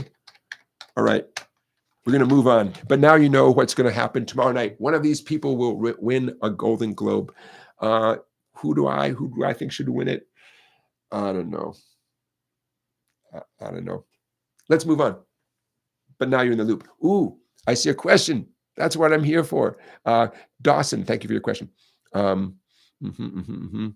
Yeah, Dawson, what a great question. Dawson, you're not the first person to think about this. So I'm glad you bring it up, because there's a few dozen people in the viewership at the moment who have a similar question.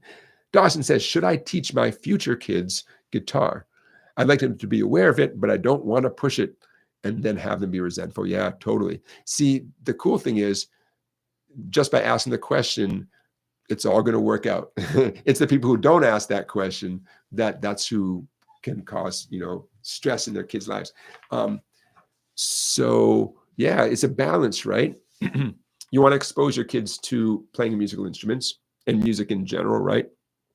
DAC Poet says she's still playing the Louis chords. Yeah, good. Excellent, man. Oh, that makes my day. Excellent. That's great.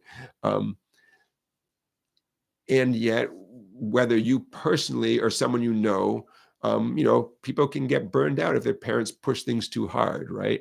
Yeah, I get that. And as a teacher, I think about this. I was going to say 6 days a week because I teach 6 days a week, but on the 7th day, I think about it too. So what's my advice? Let your kids see you playing. Normalize it. There's a musical instrument in the house. Adults play them. People play them, right? It's just a normal thing. That's great. Right there, that's huge. That's huge. Next step is getting them their own instrument, a toy version of it. Spend as little money as you can. Not a baby Martin, baby Taylor, whatever you can get away with, as cheap as possible. Let's assume that they're going to destroy the first one you give them. So make it cheap, plastic, something like that. And normalize it. They can play with this, or their toy ukulele, just another toy, but make it a normal thing. Hey, I'm going to strum my guitar. Why don't you strum your guitar with me? Normalize it, in terms of you personally teaching them, tough one. I did not teach my son the guitar. At that time, when he was a young kid, my music shop had multiple teachers teaching here, and they're all great teachers. And we set him up with one of the teachers for lessons. And my son was very dutiful, but it didn't become his thing, But he did what we asked him, and I think he practiced a little bit at home, and went to a handful of lessons, and then became clear it wasn't his thing, and that's fine. That's fine. But should you be their teacher? Maybe. I mean, if you can, great. If they will sit with you and look at you and pay attention, I just figured let's give him a break and let's let him. Plus, I also wanted him to be with other adults, and have that experience with another adult. And I knew this particular teacher, and I knew I could completely trust him to have my son's best interest in his mind.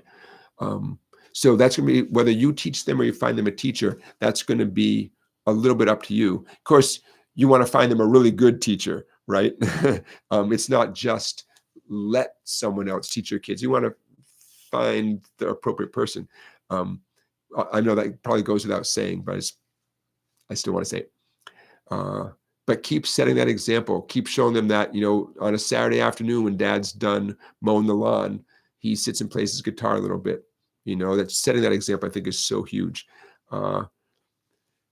They're not going to practice. Kids don't practice. It's a miracle if they practice.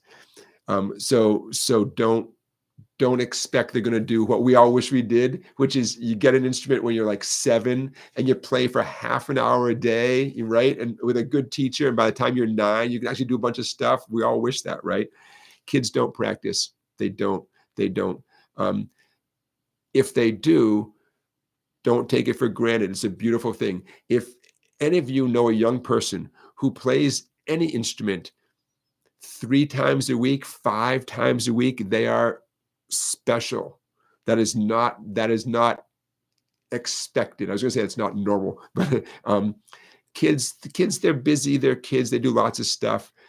So you can set a kid up with lessons, set them up with an instrument, all that stuff. Don't worry if they don't play every single day. You can nudge them. You can bug them a little bit. You can reward them when they do practice.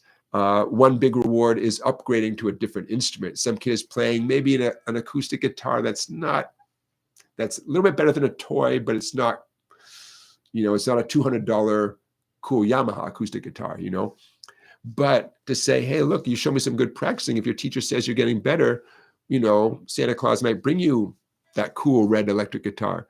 I'd rather a parent hold out rewards like that and provide lots of praise and lots of support than beat the kid up and say, nope, you're not playing every day. I'm going to take away lessons. I'm going to take away blah, blah, blah. If you don't play, I'm going to yell at you. If that worked, I would be for it. I've never seen that work, you know? So I'm a big fan of whatever works, you know, and that doesn't seem to work. If you accept the fact that your child or their grandchild or your neighbor, whoever it is, if you accept that they're not going to play every day, but they may still play, they may still enjoy it, they're getting there. They're getting there at their own speed, you know? It's part of their childhood. That's a beautiful thing. You never know when it might kick in, when it might go from a thing in their room that they bang on or a lesson they go to once a week and they like the teacher, but they don't practice a lot. You never know when that's going to flip. And all of a sudden you realize, hey, wait, he or she has been in their room for like 2 hours and you kind of recognize the song they're playing and they're still in the room playing it. That happens. I don't know exactly what it is, but a little switch gets flicked. And then you're like, oh, thank goodness I didn't take away the guitar. Thank goodness I didn't take away the lessons. Thank goodness I didn't yell too much at them. And at the same time, kids try stuff. And I hate to use the word quit because that's not the best. It's such a negative word, but just prepare yourself for the instrument to run its course. Like my son, he did it. It ran its course. Okay, you know, moved on. It's all right. It's all right. Keep it positive. Keep it light. Keep setting a good example. Don't invest too much in the instrument, but you can use better quality instruments as a carrot in front of them. Yeah. Okay, those are some of my thoughts. But I'll say it one last time, Dawson. Just the fact that you're asking the question shows that your mind is already in the right place. You know. Yet Dawson is telling the story about how Keith Richards' grandfather put the guitar on top of the piano, and when Keith was ready, he got it down. I think I've heard that story before. Yeah, you never know. It's not linear, or it might not be linear the way we all really would hope it would be, right? Someone picks it up at a young age and, you know. DAC Poet says, from a kid of a music teacher, I can say that you can't teach your own kid like you teach your students. It takes more patience. Allow the kid to explore playing the music and the instrument on his or her own. Yeah, it's a balancing act. You're not going to keep stuff from your kid, right? Like, Dad, show me that chord. No, right? You're not going to do that, of course. But I started a brand new student today. I can't believe I have a pretty tight schedule, but it just worked out that I had time for a new student, and his dad already plays the guitar. So the young boy, he's 10 years old. He's off to a good start. And I thought to myself, oh, it's just the first lesson. But one of the things I showed him, we got a lot accomplished in one of the lessons. One of the things I showed him very intentionally was the E shuffle, because I said to his dad, you know, can you solo on top of this if he keeps doing that? And Dad's like, oh, I can do that. Oh, I said, please, if I'd be so happy if you report back that you made that happen. If and the boy learned this, you know, pretty quickly, the E shuffle. And if they report back to me next time that he did that, Dad soloed on top of that with a little E blues scale. Oh, after one lesson, oh, it makes me so happy. So we'll see. I'll let you know next time. They came today. They can't come next Saturday, so I'll see them again in 2 weeks. So if I don't remember, you guys let me know. Hey, Jonathan, whatever happened with that boy from 2 weeks ago? You guys remind me. Okay. There we go. All right, my friends, we're not done. Don't go anywhere. But the new Bob Dylan movie, my wife and I, Mrs. Songbike, we saw the new Bob Dylan movie a couple of days after Christmas. Have you seen it? What do you think? I want to talk about it with you guys. I also am beginning to hear and see some behind the scenes stuff about the actual musicians who were playing on screen, who they are, who was the musical director. So I definitely want to do a deep dive into that and share some of that with you, because it's so fascinating to think about, recreating classic music. Who's recreating it, who's doing it, who's in charge of it, who made decisions about it. Are they really playing the instruments on screen, or is it overdubbed, all that kind of stuff. I love finding out stuff like that. So did you see the new Bob Dylan movie? Also known as A Complete Unknown. That's the name of the movie. I saw it. I'm interested in your opinion. What do you think? I'm going to wet my whistle here.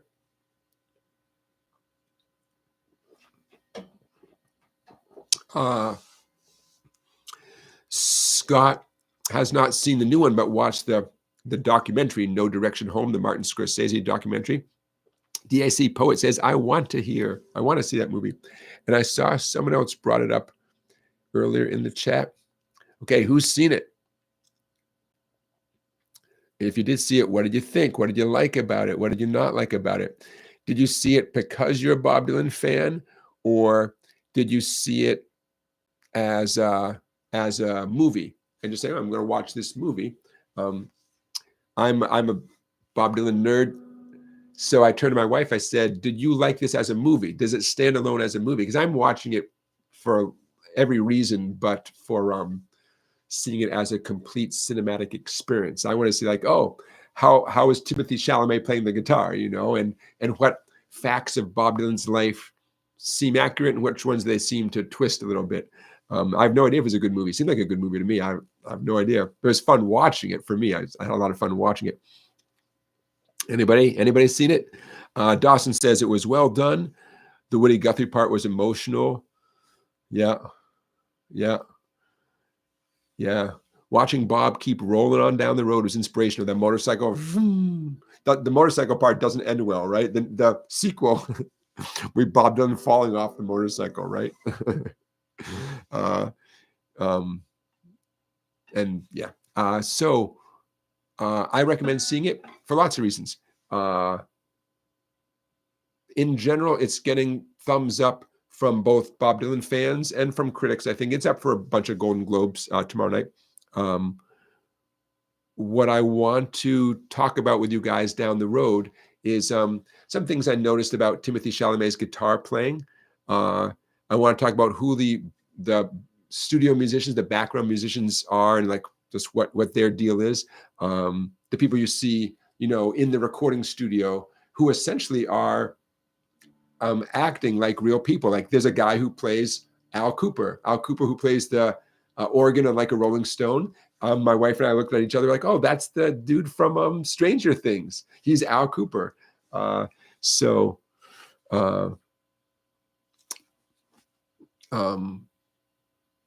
There's we can do as deep a dive as you want to into that movie.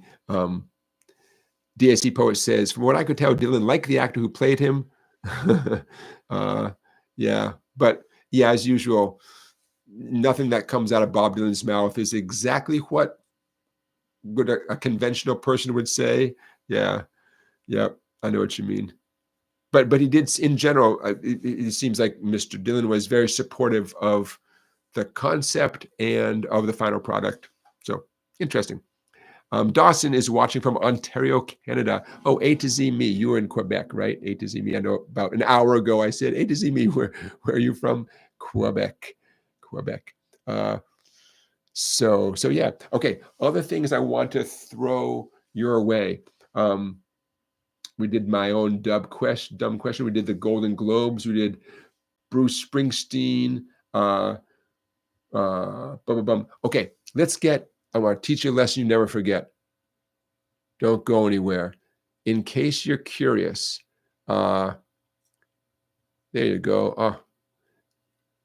Some of you have not spent much time changing your own guitar strings. That's all right. So I thought, there we go. There you go. In the book called The Guitar Year One, there's a handy little section called How to Change Guitar Strings with pictures and words. I put a lot of thought into this. I've changed a lot of guitar strings. So I put a lot of thought into teaching someone in a book how to change guitar strings. Obviously, I'm using an acoustic guitar. That's my Martin guitar right there. That's my little fingers, my tools. So there's a couple pages full of pictures and tips on changing your guitar strings. And so I just want to point that out to you because it can be a big deal to change your guitar strings. Some people think of it as like a day-long project, and it shouldn't be. But if it's your first time, it can feel like that for sure. My number one advice for changing guitar strings: start with 2 brand new sets of guitar strings. If you break a string, you'll have a spare right there. And you probably, whatever you did the first time, you probably won't break the second one. You won't break it the next time because you'll have learned that some that you did wrong. And if you don't need this spare set of strings, then you've got a spare set of strings, and you always want to have a spare set of strings. So I keep bringing up this book, The Guitar Year One, because it's January 4th. And if you want to spend a year in kind of a structured, fun, interesting way, that could be a very good resource for you. Head over to song-bike.com. It's available as an ebook. That means you download it as soon as it arrives in your email inbox, which is as soon as you buy it. So I highly recommend it. And I want to show you just another thing in the book, which is a couple pages on how to change guitar strings. So there you go. Okay. Check that off my list. What else? Some of the 50 global guitar greats. I'll make this fast. Songlines magazine. Some familiar names and some names that are not so familiar. Everyone I'm about to mention, I will put their name and a link to one of their great YouTube videos in the description of this video, including some familiar names. Ry Cooder from the USA, born in 1947. John McLaughlin from England, born in 1942. 2 of the global guitar greats featured in Songlines magazine. From Mali, Amadou Bagayoko. He is part of a duo with his wife, Amadou and Mariam. I love them so much. He plays a sweet truss-art guitar. Those are the guitars, at least in the beginning, they're all made out of metal. The bodies are made out of metal, and the bodies were left out in the element to rust and get all funky. So they're very unique instruments. The one he's playing is not one of the rusty, funky ones, but it's still a very cool truss-art guitars. If you're not familiar with James Trussart, he makes very cool guitars out there in LA. He's from France, but he makes very cool guitars and fun to check out. But Amadou Bagayoko from Mali, born in 1954. There'll be a link to a cool video of him and his wife, Mariam, in the description of this video. From India, born in 1963, Debashish Bhattacharya is almost how you pronounce his name. Debashish Bhattacharya, a very cool video of him playing. And one more of the 50 global guitar greats, King Sunny Ade from Nigeria, born in 1946. All of those people I just mentioned, their names and links to very cool videos, hand selected. This is a curated list. I put a little too much time into picking out which video kind of represents each player. But I pick videos that I like and that I think you will like. So all those people, their names will be in the description of this video. 5 more of the 50 global guitar greats. Bringing my son back to college tomorrow. It's sad.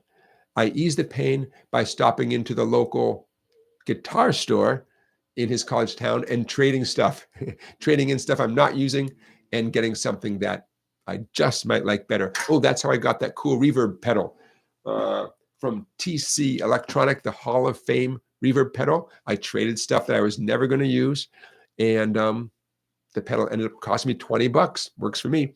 So I'm going to trade in some stuff tomorrow, and we'll see what I come home with. It eases the pain of having the house be a little bit quiet again. Going out for some Japanese food tonight, right? Music fan, which the Japanese food is still the plan because I've been counting on it all day. But next live stream, I may be sharing some new gear with you guys to show you, trading in stuff. It's one of the best things you can do at your local mom and pop shop. Look around. Is there something you're not using? Trade it in, man. Get something, I'm trying to clean house a little bit. Nothing wrong with trading in 3 things to get 1 thing, right? For a lot of reasons. It's a beautiful thing. So it's possible that I'll have some show and tell next week. Hey, did you get your free blues guide yet? Please do. Hundreds. I'm so proud of this. Hundreds and hundreds of people have got this. How do you get the free blues guide with free accompanying video? Head over to song-bike.com. And right there on the homepage, you'll see a place to put your email address. It comes instantly. And the video is available on my YouTube channel. You can also find a link to the free video that goes along with the free blues guide book in the description of this video. It literally says, link to free video that goes with blues guide, or link to blues guide video. Music Fan says the plan is still in place, and I see a sushi emoji and chopsticks emojis. Yes. All right. I'm going to wrap up soon. I'm getting hungry. About 10 minutes or less. Okay. Christian is recommending a group from Denmark. Wow. The greatest rock band in Denmark ever. Okay. Looks like the name looks like Gasoline, but without the E at the end. Gasolin. Gasoline. Okay. And one of their songs is called This Is My Life. I Will Do That. From 1976. You've whet my appetite. That sounds great. Love it. Love it. Yeah, DAC Poet, you like that about like changing guitar strings? Yeah. Well, think of it this way. In your first year of playing the guitar, there's going to come a point where you really should put on some new strings, especially if you're playing a lot, right? I have been asked many times, how often should you change your guitar strings? And it's a tough question to answer, but once a year is a good idea. Whether you do it yourself or someone else does it for you, once a year, you're going to like the sound so much. And could you do it a couple times a year? You could. It really depends how much you play. It depends on a whole bunch of factors. But as soon as you do it, your guitar is going to sound great. And then you're going to decide to yourself, ooh, I want my guitar to sound like this as often as possible. And that's going to help your decision about how often to change strings. Yes, Scott is bringing up a good point. Scott says, my Martin guitar has a slotted headstock, and that it's stressful for changing strings. It is a little bit. It is. It's just different. It's not a, yeah. And then your 2 12 strings scare you even more. Yeah, I get it. Hey, you can always bring your guitar to a guitar shop and they'll do it for you. That's what I did, man. There was the boss and there was me. I was the other guy, whatever you want to call me, assistant to the regional manager. I was the other guy. So he was busy doing like big boy repairs, like neck resets and, saddles and nuts and fretwork. And so I would be the guy who would change guitar strings when a customer would come in and want new strings. So I changed guitars and I changed strings on a lot of guitars. 12 strings. I mean, just, it takes time and Band-Aids. But it's all doable. Takes patience. I can give you lots and lots of advice, but it starts with being patient and having 2 sets of strings ready to go instead of just 1. A to Z Me says the best bluegrass band today is from Norway, the Hayde Bluegrass Orchestra, Hayde. Gorgeous vocals, really good stuff, brilliant covers. Love it. Okay, let's everybody check them out. The Hayde Bluegrass Orchestra, Hayde. Plenty of good bluegrass stuff out and plenty of great bluegrass stuff out there. But this is how I find out about stuff I'm missing, either from you guys, online, magazines. It's fun, right? There's always you scratch the surface. There's so much good music out there. Okay. Before we wrap up, let me check off a few more things. Okay. Did it. I got a COVID shot and a flu shot over Christmas vacation.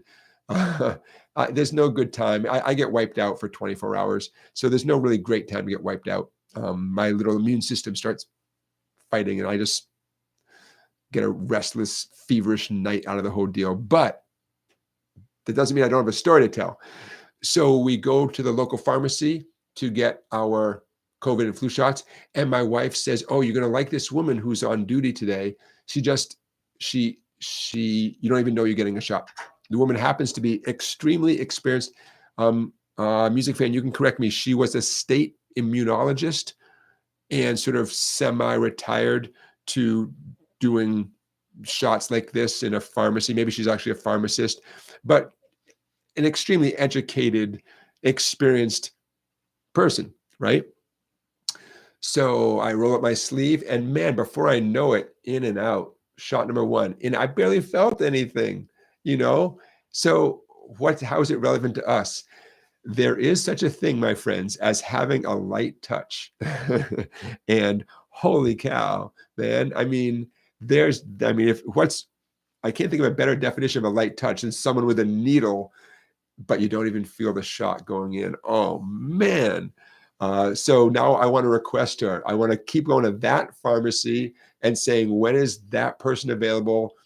I'll get any shot from her, man. Anything.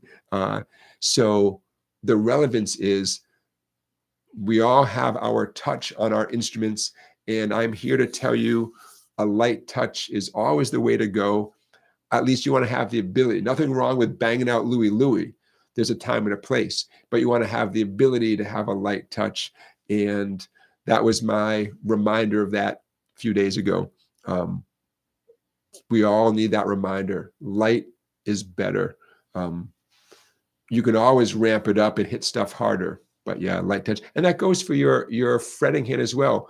Only squeeze as hard as you have to, but not anymore. You're just going to beat yourself up. You're going to get extra sore fingers. It's going to slow you down with chord changes. Yeah, Harrison, thank you for your super chat.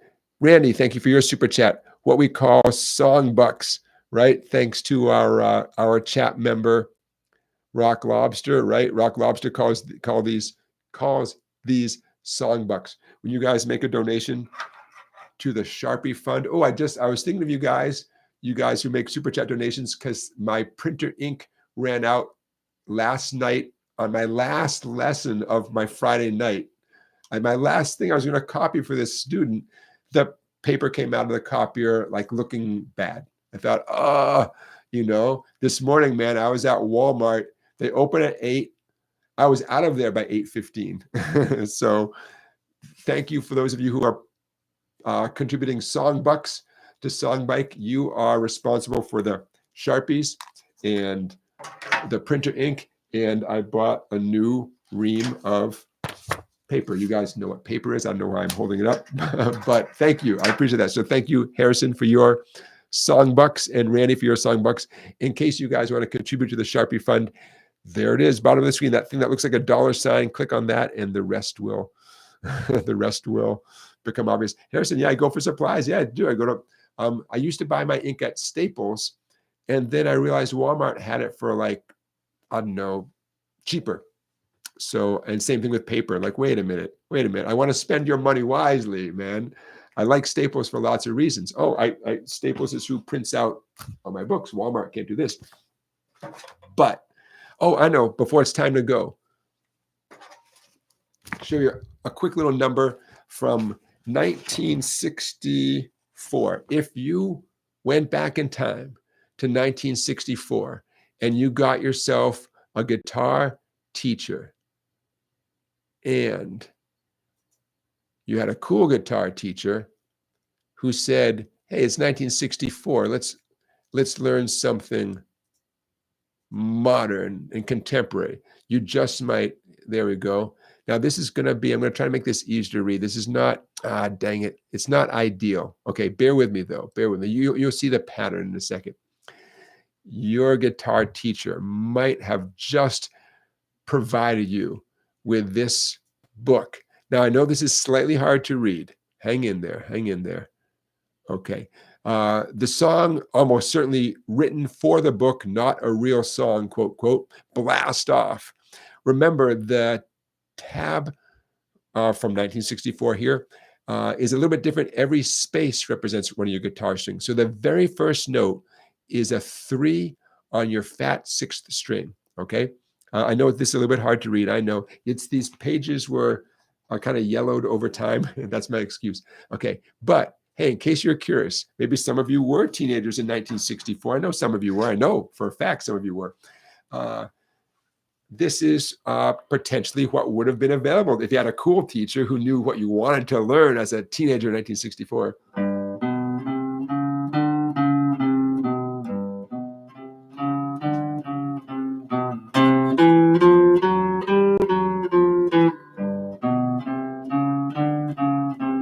What do you think?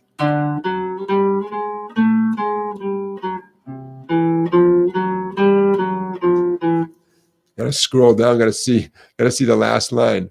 There we go, last line.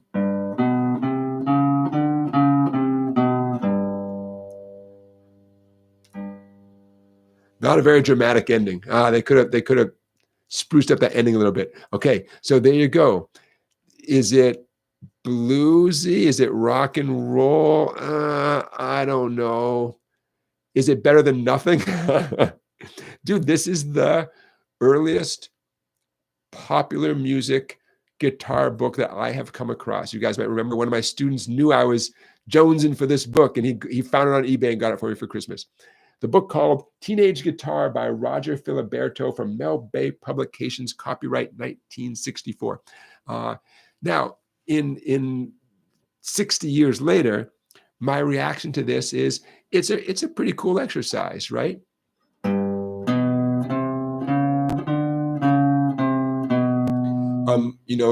It pushes me to use all 4 of my fretting fingers.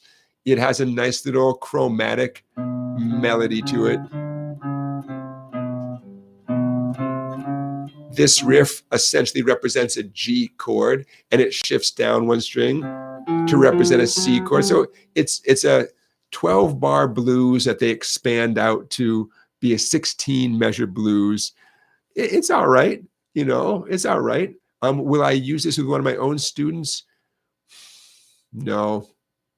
But do I appreciate where Mr. Filiberto was coming from in 1964? Oh, totally. It's a good finger exercise. It sounds like something, right? It's essentially following the 12-bar blues format. It's the second page in the book, only the second page in the book. So for the last week, you might remember we did the first page in the book, the song called Bourbon Street. And so for the second page of the book, it's all right. If it's difficult for someone, they really should put in some time and get good at it. I'm going to close that up because you really should be good enough to play that using all 4 of your fingers. If it's easy for someone, great. Move on to the next page of the book, Kata says, I checked out the Miley Cyrus song. At the beginning, they seem to use the finger picking pattern on a C sharp chord, but I can be wrong about the chord. I think you're right. Let me think. You might be totally right. That if you're talking about that finger picking pattern, I'm going to do it on a C major chord for a second.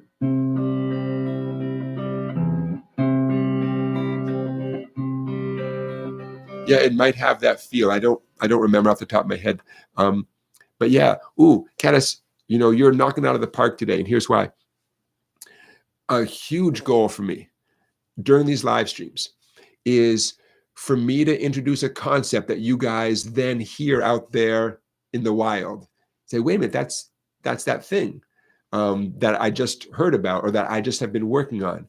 Almost everything that I teach is popular, common, conventional, practical stuff. That doesn't make me anything special. I hope and assume all teachers, at least in the beginning, start you off with stuff that is common foundational stuff. So that makes my day. Whether or not you're exactly right or not, and you might be totally right, now you're thinking like, wait a minute, I heard Mr. YouTuber doing this pattern right there. And then the song that I just heard, it sounds like it might be that pattern. Yeah, that's great. That's woo-hoo. That's what it's all about. Hear stuff, learn stuff, give it a name, hear it when someone else does it, write your own song using it, and I think the more that happens, the more you feel like you're wrapping your arms around this whole guitar thing. Like, wait a minute, I kind of recognize that, and I recognize that, and it all doesn't seem quite so overwhelming, you know, because let's face it, you know, pursuing any musical instrument can feel overwhelming. The guitar, I would argue, even more so, because we're surrounded by guitar music, you know, so much guitar music everywhere we go, more so than, I would say, clarinet. I love the clarinet very much, but I don't hear clarinet during my day when I'm out shopping at Walmart the way I hear guitar constantly, right? So we're reminded constantly about the world of guitar and how little we know about that, and that can feel overwhelming. Here, what we do on Saturday nights, what I love to call a weapon of mass instruction, is a little bit of a way to hopefully not feel quite so overwhelmed by all the guitar stuff out there. Yeah. Yep. There you go. Scott, you got your shingle shot. Yeah, man, I've been there. I got my shot for shingles too. There's the first shot, and then there's the follow-up shot, you know, whatever, 4 months later or something. If any of you have dealt with shingles, hopefully none of you are currently dealing with shingles. I heard enough horror stories about shingles, which is basically one horror story, that I got my shot, man. I got my shingle shot back in the fall. All right, you guys. Hey, I'm starting to check things off. Check. Say hi to my mom. Mom, I know you might be watching. I'll say hi. Hope you're doing well, Mom. Okay, family. I'm going to meet you at the Japanese restaurant in a little while. I'm going to wrap up here in a second. After the live stream, you guys, I'm going to take 2 minutes and put a bunch of the links that I've talked about in the description of this video. Give me 2 minutes, but they'll be there very soon. Tomorrow morning, I'm going to timestamp all of this stuff. There we go. Last thing, we talked a live stream or two ago about how it can be tricky to see music on the music stand in front of you, especially, you know, when you get to be my age. You guys will see, you know, that it can be tricky to see stuff if it's not. So you need a music stand light. In the description of this video will be a link to at least one example of a music stand light that you clip on your music stand, and it shines so bright, and it might just be a game changer, especially those of you who might get frustrated not being able to see music the way you want to see it. I'll put a link to at least one example of a music stand light from Sweetwater. I'll put that in the, I think it might already be actually in the description of this video, but if it's not, I'll put that there. Also, I didn't get to this topic, but maybe we can get back to it next time. Wet guitars. What is he talking about? Wet guitars. That's my cute way, my clickbait way of saying this time of year you want to humidify your guitar. Head over to sweetwater.com, humidify your guitar. In fact, if you're going to go to Sweetwater, take this Sweetwater affiliate link with you. I'm going to put it in the chat. If you use this link to get to Sweetwater, Sweetwater knows that I sent you, and whatever you spend, they send a couple % of that purchase to support this live stream. Okay. We'll talk about guitar humidifiers more next week. Those of you who have any acoustic guitars, especially better quality acoustic guitars, something maybe with a solid wood top, maybe even solid back and sides, everybody, but especially you guys who ponied up for expensive acoustic guitars, you want to humidify your guitars this time of year, especially if the humidity drops below 40%, below 30%, below 20%. You got to humidify those guitars. We'll talk about that more next time, but don't be shy. Head over to Sweetwater. If you're not sure what to get, call Sweetwater, man. They'll talk to you. They'll guide you to make a good purchase. You will never regret humidifying your guitar. All right. On that note, I'm going to wish you guys well. I'm going to say a few good nights to the people I see in the chat. Harrison, good night. Scott, DAC Poet, Charlie, Christian, Caddis, Dawson, Scott A to Z Me, Charlie Wingo. I know there's some more of you. CJ, if you're still there. Thank you guys. Rock Lobster. Thank you guys for the super chats. Final poll results before it's time to go. The question was, how many songs do you want to master? 55%, as many as possible. 21%, 8 or 10, like a set's worth. 17% other, which I get because it's a weird question. So there's going to be a variety of complicated responses. 6%, if you could just master one song, you'd be happy. I get that. Okay, that wraps up our poll results. My friends, thank you for being here. I appreciate it. I will see you next Saturday. Use the affiliate link to Sweetwater. Buy yourself something. Head over to song-bike.com. Get yourself a copy, an electronic copy of the Guitar Year One. We can talk about it more next time I see you. Have a great week. Stay warm, stay dry, and I'll see you next Saturday. All right, you guys, take care.